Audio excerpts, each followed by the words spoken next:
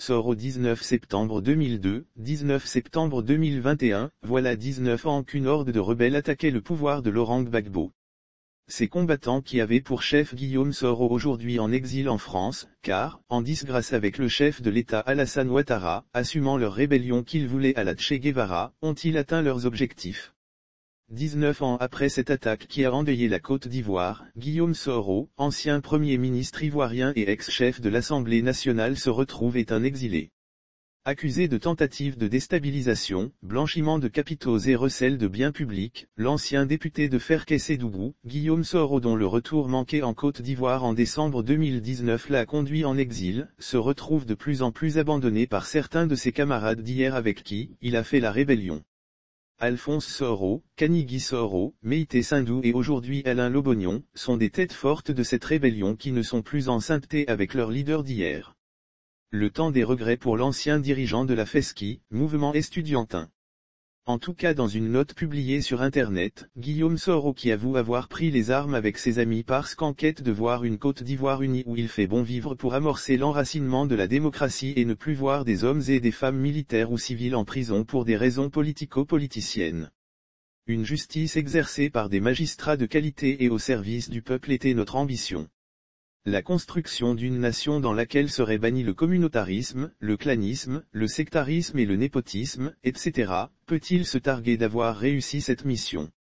Que non, celui qui affirme dans sa note qu'il voulait voir une corruption éradiquée sinon combattue par des acteurs probes, est plus que jamais loin du compte.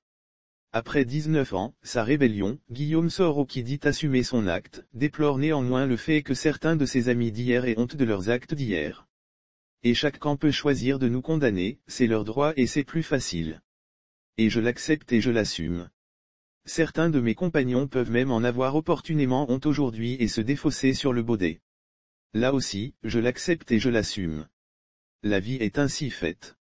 La victoire a plusieurs pères et la défaite est orpheline, écrit-il.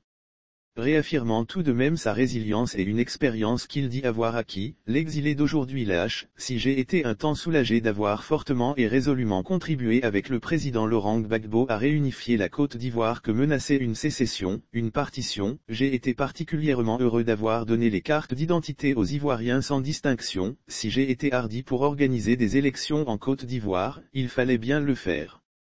Et il fallait quelqu'un pour le faire, si j'ai avec conviction souhaité et lancé le processus de réconciliation en Côte d'Ivoire et demandé pardon au peuple ivoirien pour expier le mal ivoirien, je demeure déterminé à continuer à demander pardon à la Côte d'Ivoire pour tant de souffrances et douleurs causées et vécues. La Côte d'Ivoire ne doit pas oublier ses morts dans tous les camps. Je sais que seule la démocratie, la réconciliation, le pardon refermeront les plaies de la Côte d'Ivoire. Et l'ancien Premier ministre ivoirien d'ajouter qu'il paie sa part de responsabilité à la société même si d'autres voudraient le voir mourir. Avant d'ajouter qu'il accomplit sa traversée du désert avec des compagnons qui lui sont restés fidèles. L'exilé politique que je suis paie sa part de responsabilité à la société même si je sais que d'autres voudraient me voir mourir. J'accomplis avec discipline ma traversée du désert avec mes compagnons épris d'idéal. Je ne me renierai pas ni ne gémirai, martèle Guillaume Soro. 19 ans après sa rébellion, devant le poids de la responsabilité qui lui incombe dans la crise qui a endeuillé le pays, c'est le temps des regrets pour Guillaume Soro.